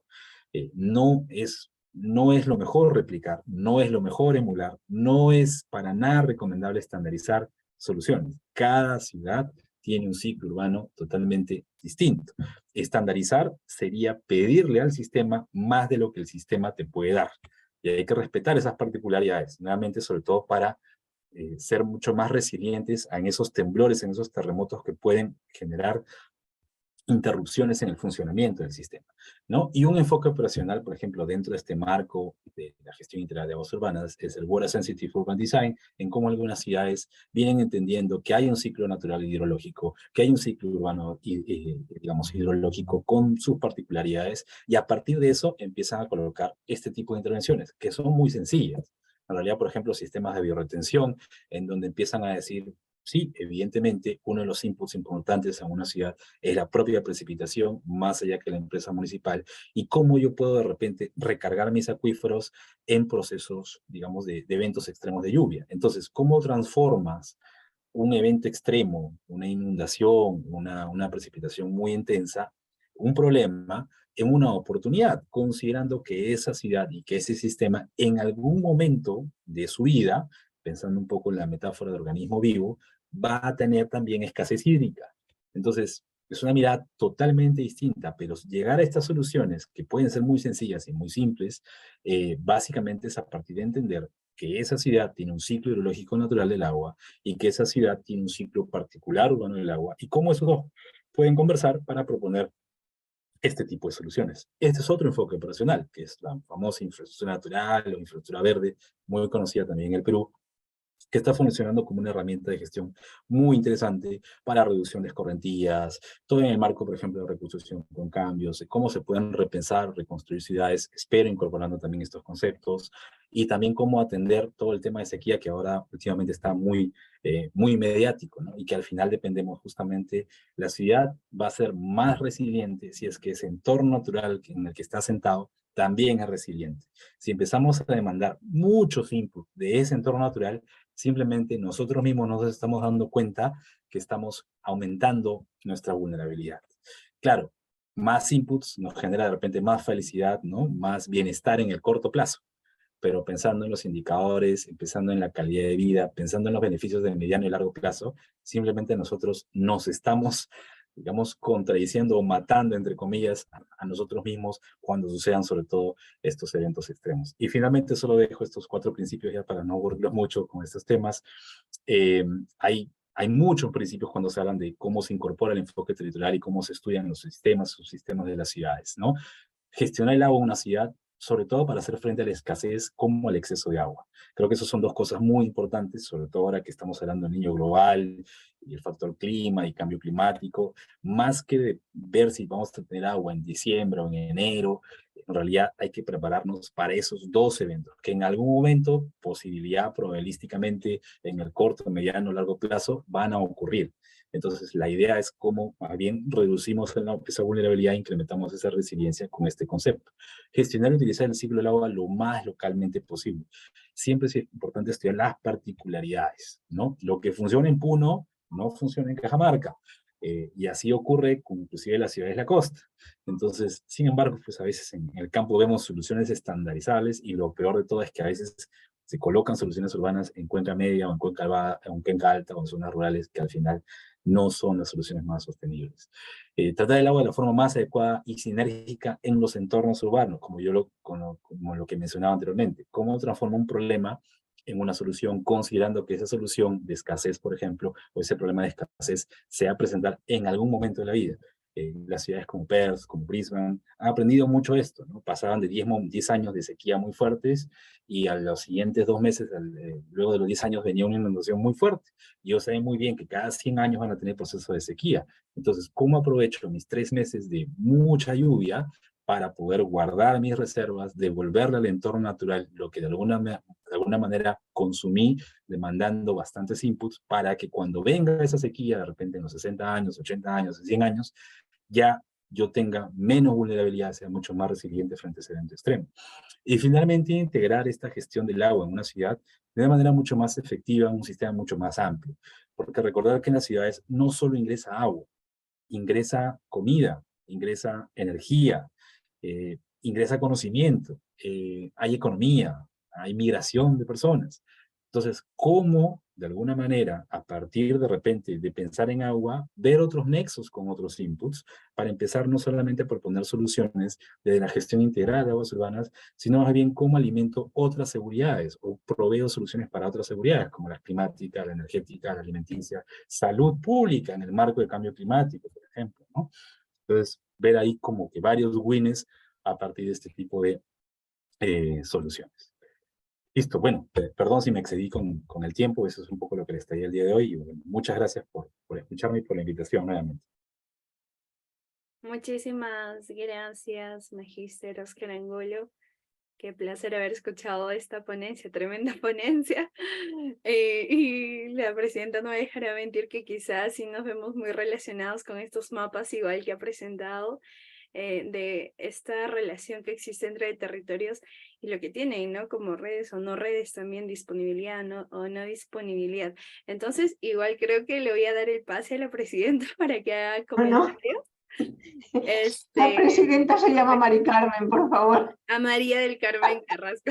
Me van a borrar el nombre. Pero no, la verdad que para nada nos hemos aburrido. Ha sido, creo que es un tema tan complejo como apasionante, vital, y la verdad que además, como decía Betsabe, es que el enfoque que le has dado es súper geográfico, ¿no? Y bueno, he ido recogiendo algunas ideas sueltas, porque además has contado muchísimo, o sea, es súper denso, entonces era complicado. Me gustará releer las imágenes que he ido cogiendo de tu ponencia para leerlas con tranquilidad, pero ese uso de los mapas para integrar la información y descubrir, ¿no?, esos hallazgos que hay justamente en el territorio. El tema mismo de esa imagen de lo que es el territorio, que es cierto y es una integración de lo uno y lo otro, ¿no? La imagen de la definición de Brunet que decía, ¿no?, de alguna forma el territorio es algo consciente, es una decisión consciente de los habitantes en ese medio físico. Pues es perfecto para encajar cuando comentabas que en realidad el territorio, es que lo he cogido por aquí, me gusta mucho, el territorio es difícil y eso significa textualmente el territorio, es decir, los problemas de la naturaleza o la naturaleza no es ni mala ni buena, es que nosotros a veces no hemos sabido realmente gestionarla y como consecuencia tenemos territorios tremendamente complejos, ¿no? Y que se expresan en las brechas que ha sido manifestando, las brechas que ha sido dejando y manifestando a lo largo de la ponencia, en distribución, en servicio, etcétera. La verdad que he aprendido muchísimo y al final dije, es que mejor no escribo nada porque no quería perderte el hilo, ¿no? Pero de verdad te agradezco muchísimo. Creo que no sé si que por ahí veo alguna pregunta de Eduardo sobre la Eduardo, sí. desalinización. No sé si hay más preguntas, pero podría haber un montón de ellas. Muchísimas gracias realmente por lo que hemos aprendido contigo. Muchas gracias, María del Carmen, bueno, muy amable. He intentado espacializar esta problemática que ya es Sí, compleja. Espero no haber fracasado tanto, pero sí, bueno, y ahí hay mucho todavía para seguir. No, muchas gracias, María del Carmen. a ti. Y aprovechando, vamos a leer la pregunta de Eduardo Reati, que es, ¿la desalinización es un procedimiento con futuro? ¿Qué opina usted? Eh, Si nosotros hacíamos esa pregunta hace 23 años, cuando había ciudades con estos eventos extremos, en realidad la respuesta hubiera sido afirmativa. Sí, ahora si hacen las preguntas a estas ciudades que han sufrido eventos extremos, sobre todo de sequía, la respuesta ya no es tan afirmativa, es más negativa, diría yo, que positiva. Es muy interesante cómo van evolucionando las soluciones dependiendo de la, digamos, de entender mejor el problema. Y dependiendo a quién le preguntes, mi opinión creo que genera más problemas que beneficios. Y esto está muy documentado en varias casuísticas de Estados Unidos y australianas, sobre todo, en donde para empezar, las plantas desaladoras son muy costosas, una inversión muy alta, tiene un impacto ambiental muy fuerte, ha generado también impacto negativo en pesca y en turismo, sobre todo en ecosistemas marino-costeros, también comprobado. Y ahora más bien hay una política bien interesante en algunas ciudades en donde se construyeron plantas desaladoras, las están deconstruyendo, las están destruyendo, porque ya vieron que no fueron las soluciones más sostenibles. Pero claro, si preguntamos de repente a Corea, a Japón, a Singapur, a Israel, de repente otros países podrían decirte que sí, efectivamente es un procedimiento para futuro, pero quizás pues porque también tienen los recursos apropiados. La tarifa es muy cara, ¿no? Ese es otro tema también para poder hablar de soluciones, sobre todo empezando en la sostenibilidad, ¿no? Sí, gracias. Otra pregunta Adelante, por verbalmente. favor, Eduardo. Adelante. Gracias, doctor, por su... Sí, efectivamente, la desalinización, como usted lo dice, cada lugar tiene su, su forma de ser o su metabolismo, como dijo usted, que me gustó mucho. Ahí anoté, si no sé si anoté mal, me corrige.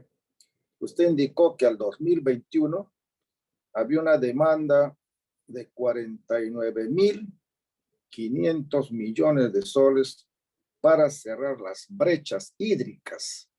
Es una suma sumamente extraordinaria. No sé si me he equivocado. En todo caso, me agradaría si nos puede dar más luces sobre esto. Gracias.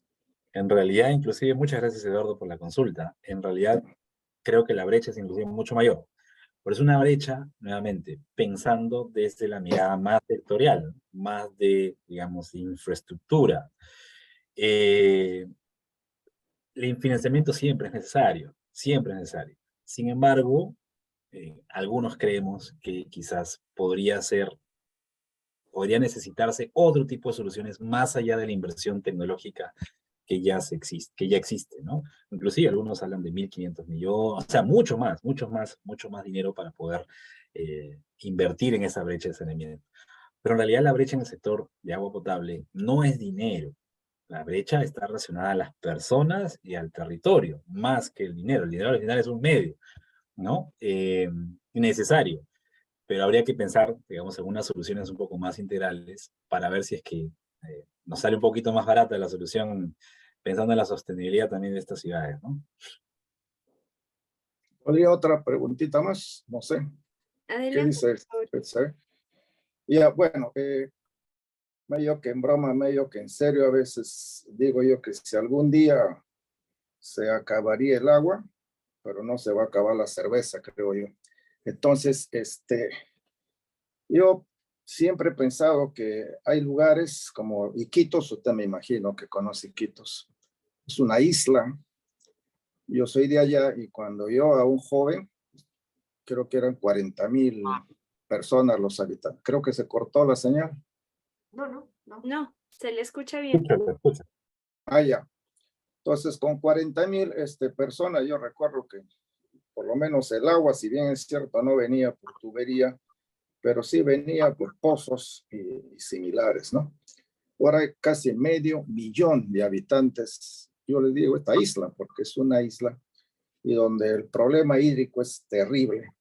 Pero hay un fenómeno que no solamente es en Iquitos, si usted lo habrá observado, y todos los que me escuchan, pero la gente paga por una botellita de, qué sé yo, medio litro, 1 litro de agua envasada, más de lo que le costaría hervir su agua en la casa y embotellarla, por decir.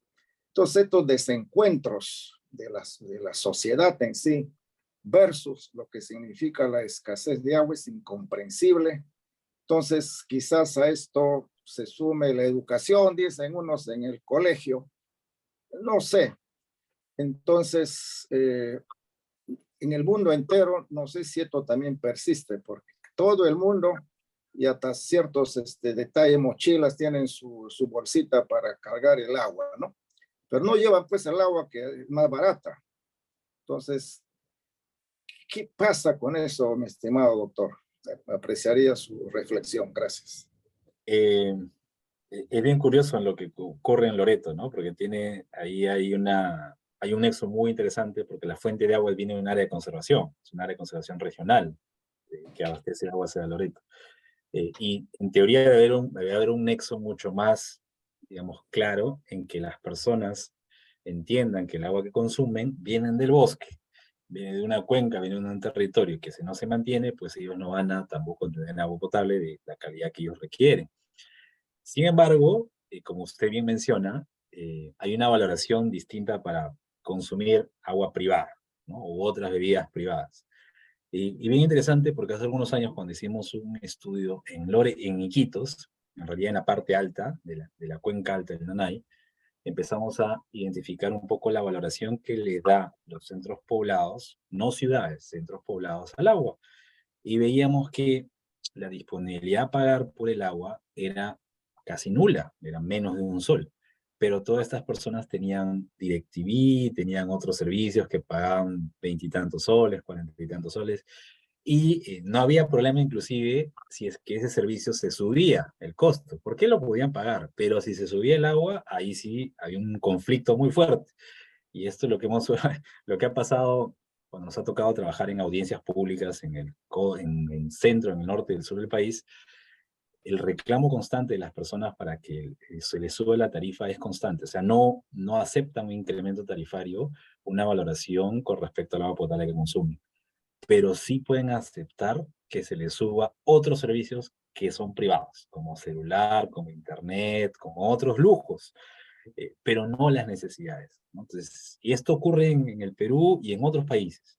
Esto ocurre así. Eh, y creo que parte también mucho de que, creo yo, y es un poco una hipótesis que habría que corroborarla, mientras más alejados estemos de nuestro territorio, es más sencillo sacar esa identidad, ¿no? Es más sencillo no ponerle valor a lo que realmente es importante en la vida, ¿no? Entonces, no es posible, pues, que el celular se cueste más o tenga una valoración mucho mayor que el recurso hídrico, ¿no? Entonces, pero esto es lo que ocurre, ¿no? Lamentablemente.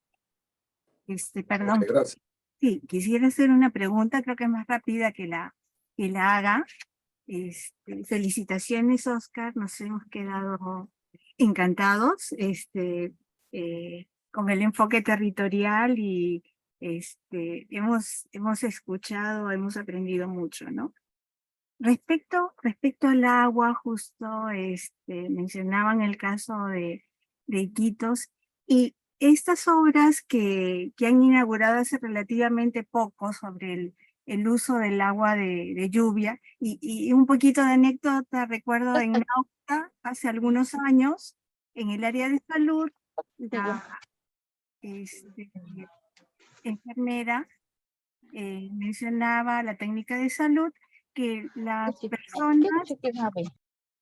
sí, las personas que consumían agua de lluvia estaban más sanas que aquellas que consumían agua del río, porque, bueno, muchas veces el río se utiliza como agua y desagüe, digamos, ¿no? Un servicio de, entonces, ¿cómo potenciar el uso del agua de lluvia? Porque se ve que cuando llueve mucho también la gente lleva sus envases para recolectar agua, ¿no? Y bueno, veía la gente que compraba, por lo menos para el uso directo para tomar, compraba unos bidones de agua, pero bueno, no eran esos bidones de botellitas de medios litros, pero sí eran esos de 20 litros, ¿no? Y bueno, el agua era de mala calidad y creo que ha mejorado un poco en cuanto al servicio, pero recuerdo que alguna vez vi a un señor caminando con, no sé, con un palo, con algo largo, y pregunté quién era y parece que era, como tenían en esa zona urbana, entre comillas, 2 horas de servicio por día, tenía como que cerrar. No sé, por allí se me cruzó me acordé del Principito del farolero que tenía que apagar y prender un poco la idea, ¿no? Porque caminaba de a poquito si tenía que hacer eso, ¿no? Entonces, ¿cómo aprovechar más el agua de lluvia? Sí. Gracias, Miriam, por la pregunta. En realidad, te respondo desde la casuística que conozco, ¿no? Muchos de los recursos que se puedan aprovechar y que actualmente en el presente no son aprovechables, parte de tener una regulación o incentivos desde el Estado de los gobiernos locales. He visto esos grandes cambios, sobre todo cuando hay eventos extremos o de inundación o de sequías. Cito 2 ejemplos. El caso de Nueva York es bien interesante, en donde sufriendo inundaciones fuertes, entonces empiezan a decir, a incentivar, te cobro menos en la tarifa de las casas en la medida de que tú quites el cemento y el concreto y empieces a poner más áreas verdes para que aumente la infiltración. Ese es uno.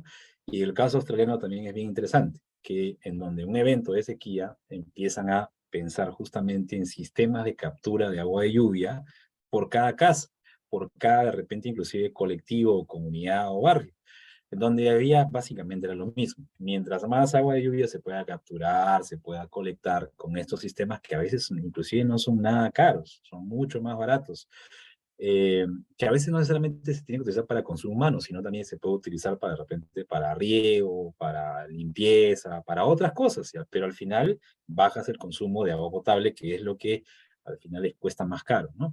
Entonces, nuevamente, bajan la tarifa e incentivaron mucho esta práctica, ¿no? La casuística podría yo responder eso, ¿no? Que mucho incentivo, digamos, de premio, una regulación interesante, sobre todo los gobiernos municipales, más que el Estado, gobiernos municipales que incentivaron estas buenas prácticas, ¿no? Y ya que tú conoces los diferentes sectores, ¿se está trabajando ahora más en previsión? ¿O es solamente parte del discurso? Depende a quién le preguntemos, creería yo. Dependiendo. No, es que Hay ahí... sectores que sí trabajan, hay sectores con poder de decisión, a eso me refiero, que pueden movilizar grandes recursos, cantidad de personas. Y yo creo que el sector saneamiento está agarrando mucho la batuta en el tema territorial, está agarrando mucho la batuta en pensar en eventos extremos y ver cómo estos sistemas pueden incrementar resiliencia. En tema hídrico, ¿no? Que es un poco lo que se ha movido en los últimos, digamos, 10 años. Hay movimiento, digamos, hay mayor recurso humano, hay financiamiento que se está generando a partir de las empresas de agua. Sin embargo, el mercado no está respondiendo. Yo siempre le digo esto a mis alumnos, ¿no? Podemos hacer proyectos integrales territoriales que involucre desde servicios públicos, incorporando temas territoriales y temas ambientales y análisis de clima, pero el mercado no responde, porque no hay profesionales que puedan entender estos conceptos. Entonces, básicamente se convocan, se hacen convocatorias de estos concursos para estas soluciones más integrales desde el sector público, pero no hay profesionales. Entonces, no sé si hay un tema de que las universidades no están conversando, que de repente nuestros colegios profesionales también no están conversando, atendiendo esa demanda, y al final pues nos toca a veces sacar pues diplomados o sacar cursos en maestrías para poder de alguna manera llenar ese vacío, ¿no? Entonces, por lo menos ese sector sí. Desconozco de repente los otros sectores si están yendo a ese mismo ritmo que el sector saneamiento, ¿no? Y otra cosa que me parece interesante, aquello que dijiste de revertir las cosas, y muchas veces en tiempo de crisis es cuando salen las grandes ideas, las grandes iniciativas que de otro modo no hubieran salido, ¿no? Entonces, esperemos que resulte eso, ¿no? Que se saque la vuelta a la tortilla y se pueda, entonces, de estar muy mal, estar muy bien, ¿no? Muchas gracias. Hay un dato bien interesante que me hace recordar, Miriam, que muchas de las ciudades cuando entran en escasez, por ejemplo, ahora se habla mucho de Uruguay, en realidad, cuando hay esos problemas, recién se dan cuenta de la cantidad, por ejemplo, de agua que consumen las personas. Sin ese problema, en realidad, hubiera pasado totalmente desapercibido que sobrepasaban lo que nos dicen Naciones Unidas en el consumo per cápita. Entonces, es interesante, ¿no? Ese es como el problema también te ayuda a sensibilizar y a generar un poco más de conocimiento sobre lo que el día a día ocurre, pero es invisible.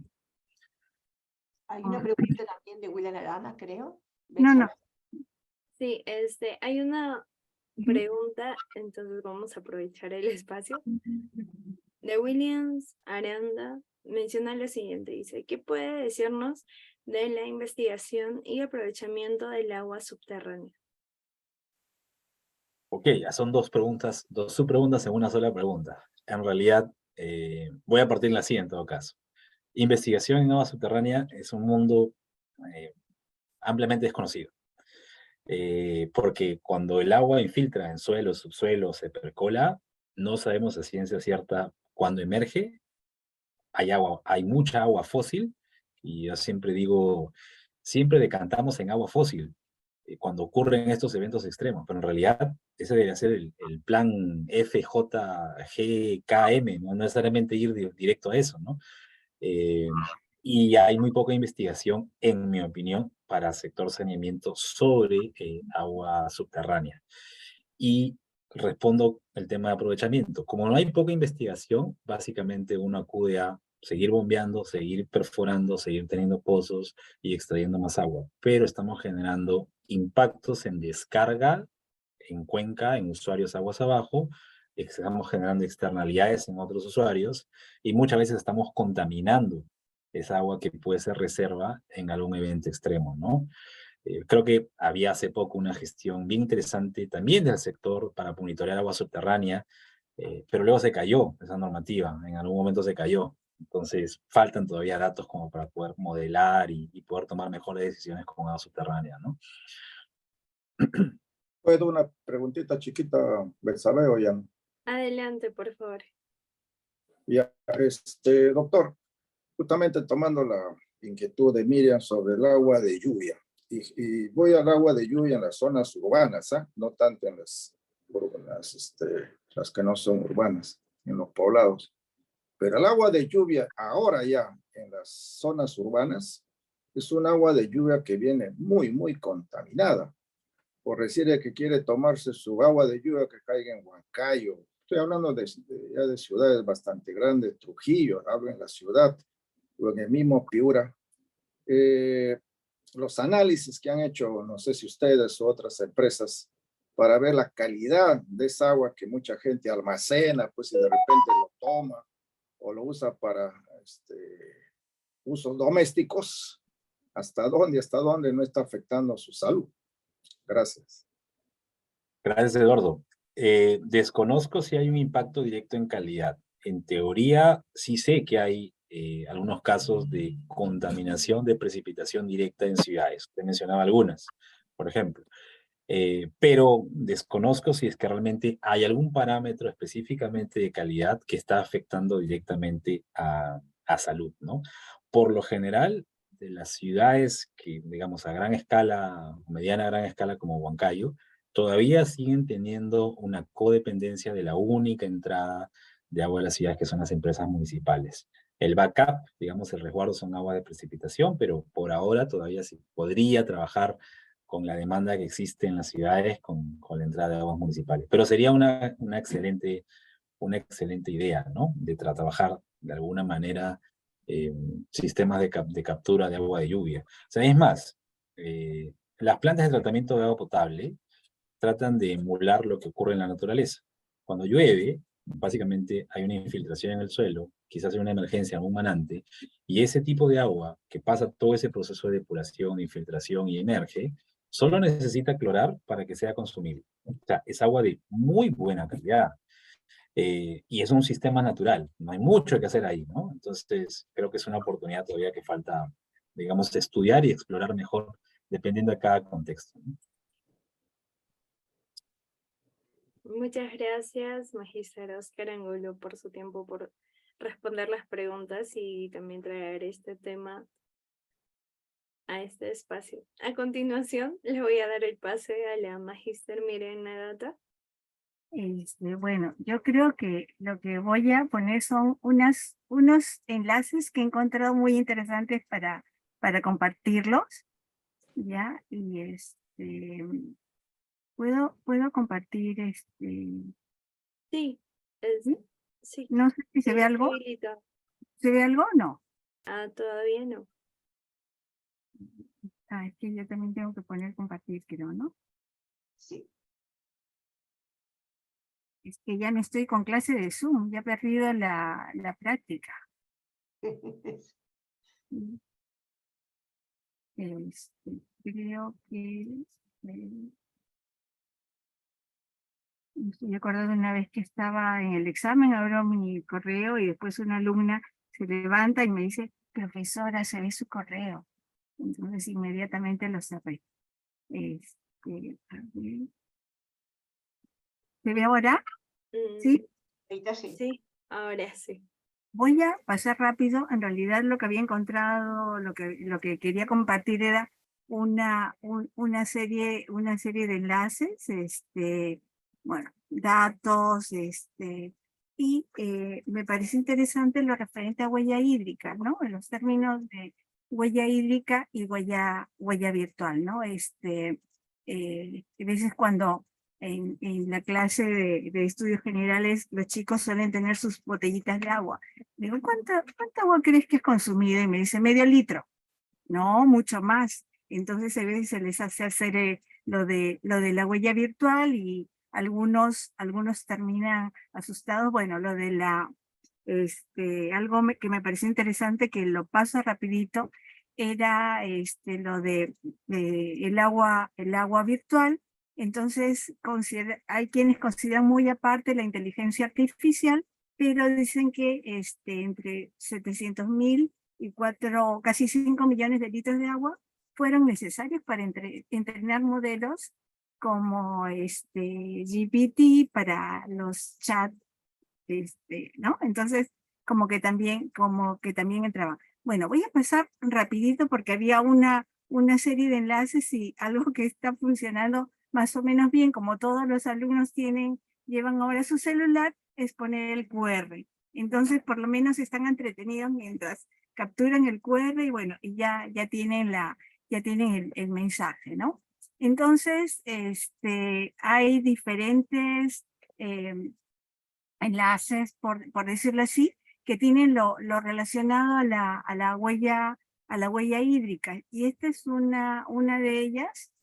Entonces, espero que quienes nos están siguiendo y bueno, lo apliquen después y busquen su huella hídrica y nos digan si es más de lo que pensaban o menos. No creo que sea, no creo que gasten menos de lo que creen, ¿no? Bueno, creo que mi computadora está un poco lenta, pero el propósito era, ¿no? Determinar la huella hídrica, cuál es mi huella hídrica y nos la dan en base a lo que consumimos, los hábitos que tenemos y a la vez creo que en muchos casos sirve para reflexionar un poco sobre nuestro gasto, de agua y creo que sea, disculpen. Calidad del agua que devolvemos. Digamos también el usar menos agua, ¿no? Entonces allí empieza con el nombre y poco a poco nos van indicando, ¿no? Una serie de preguntitas. ¿Cuántos minutos tardamos en bañarnos, por ejemplo? ¿No? Si se cierra el agua al enjabonarse o no. ¿Cuántas veces se bañan al día? ¿Cuántos minutos se tarda en cepillar, por ejemplo? ¿No? Y una serie de, si se cierra el caño, cuántas veces se lavan las manos, qué se come en el almuerzo, hacer un poco el menú, si se come pollo, si se come res, la cantidad que se come, si se come papas, frijoles, etcétera. Y bueno, en base a eso se tiene bueno, lo que me parecía interesante era que nos la dan en términos de si se tiene lavadora en casa, las veces que se usa a la semana, si se tiene auto, ¿no? Y bueno, como no he puesto casi nada, poniendo poquito, es que equivale a 218 botellitas de agua al día, ¿no? Entonces, un poco que, miren, esta botella multiplicada por tantas veces, y bueno, es una forma de, ¿no? Y de acuerdo, el consumo es muy alto. Y así como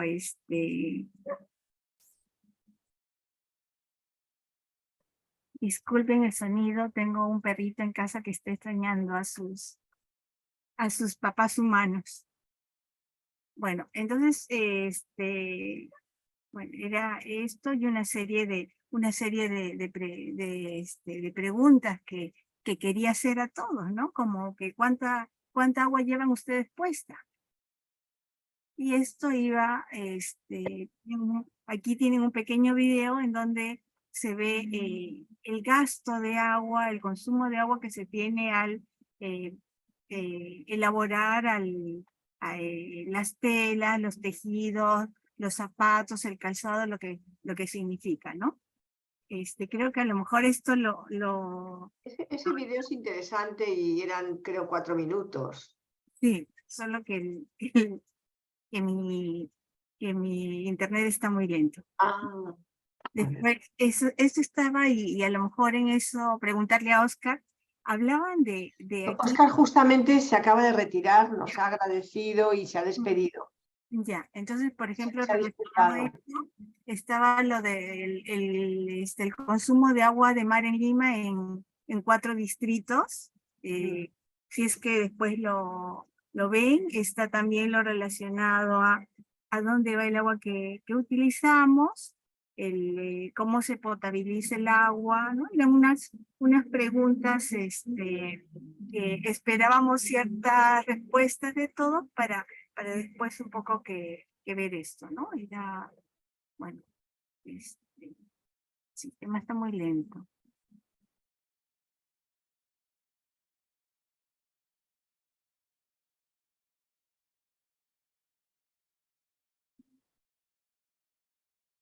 La verdad que yo lo abrí antes, pero es que ahora mismo no sé por qué. Ah, ya sé. Está un poco lento acá.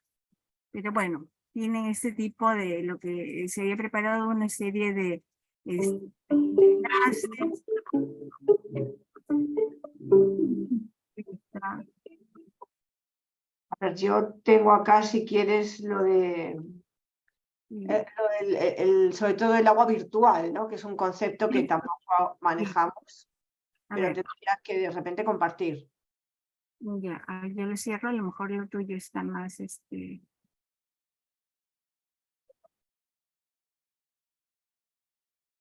no escuchan el llanto. No. Ya está, entonces comparto, intento.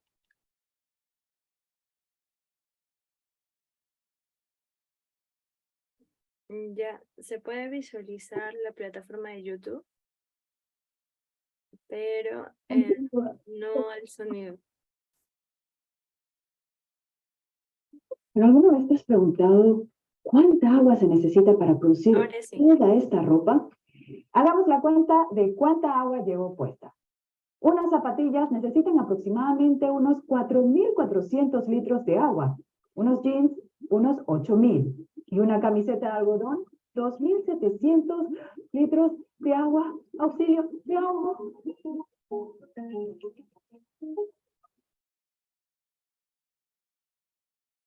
Bienvenidos a En tus manos. En marzo se celebra el Día Internacional del Agua. Nuestra vida depende de ella, pero a veces se nos olvida su valor. Hoy en tus manos hablaremos del agua que usamos, pero no vemos. Comencemos. El agua que utilizamos diariamente para beber, asearnos y para nuestras actividades domésticas solo representa un 4% de nuestro consumo. El otro 96% del agua que consumimos es agua virtual. ¿Agua qué? ¿Agua de mentirita? No, por supuesto que no es agua de mentira. El agua virtual es la cantidad total de agua que se utiliza para producir bienes agrícolas o industriales, lo cual incluye el agua utilizada durante el cultivo, el crecimiento de la materia prima, su procesamiento y la fabricación, transporte y venta de los productos. Se dice que es virtual porque no la vemos en los productos que consumimos. El agua virtual también está presente en el proceso de fabricación y cuidado de nuestra ropa. De hecho, la industria de la moda es uno de los sectores más sedientos y contaminantes del planeta. Solo en 2015 se utilizaron 79.000 millones de metros cúbicos, el equivalente a 32 millones de piscinas olímpicas. Según las tendencias actuales, esta cantidad se duplicará de aquí a 2030. Esto se debe a que hoy en día compramos cerca de 60% más ropa que hace 15 años. En Colombia, por ejemplo, se quintuplicaron las importaciones de textiles. Y países como México y Perú importan 60% de las prendas que consumen. El cultivo del algodón también contribuye a este problema, porque para producir 1 kilogramo se necesita una media de 10.000 litros de agua.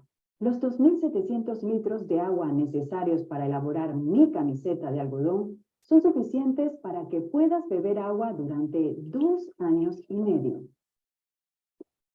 Ay, sí, ya me dio sed. No es relajo. 1 de cada 3 personas en el mundo no tiene acceso a agua potable. El mal manejo del agua en la industria textil nos afecta a todos, especialmente a aquellas comunidades cercanas a los lugares de producción. Zonas que de por sí sufren de altos niveles de estrés hídrico.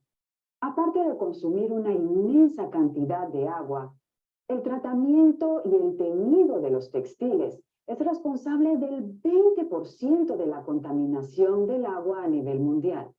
La industria utiliza unos 8.000 productos químicos sintéticos para convertir las materias primas en textiles. Estos se mezclan con miles de millones de litros de agua que luego son vertidos a los ríos, provocando daños ambientales y condiciones insalubres para quienes trabajan y viven cerca de las plantas de procesamiento. Pero eso no es todo. Se estima que el 40% del consumo de agua de una prenda tiene lugar en la fase de uso y cuidado, es decir, en nuestras casas. Para lavar una tanda de ropa se necesitan 40 litros de agua. Esta agua es contaminada por los químicos en los detergentes, suavizantes y microfibras que se desprenden durante el lavado. La buena noticia es que cada uno de nosotros puede hacer algo al respecto. Aquí te comparto algunas formas en las que puedes reducir el agua virtual de tu ropa. Infórmate e invierte en ropa de buena calidad.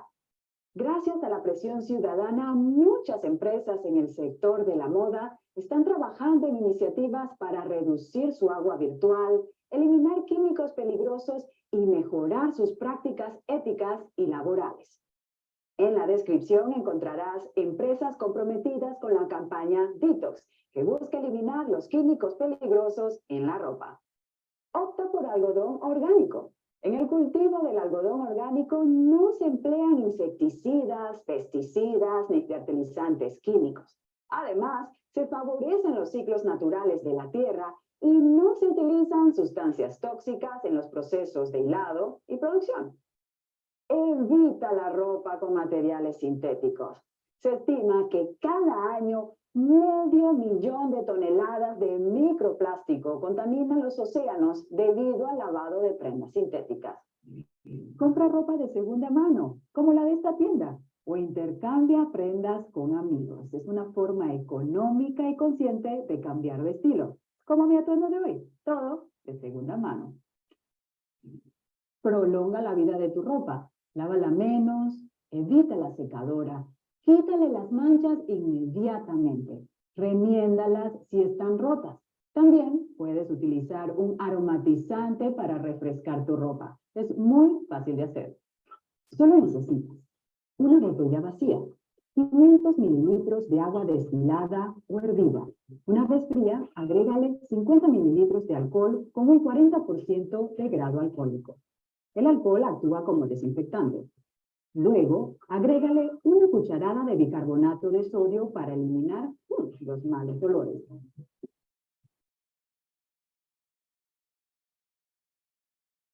Si gustas, puedes añadirle de 10 a 15 gotas de aceites esenciales. Aquí combinaré lavanda con limón en partes iguales. Bueno, el enlace el enlace lo tenéis vosotros.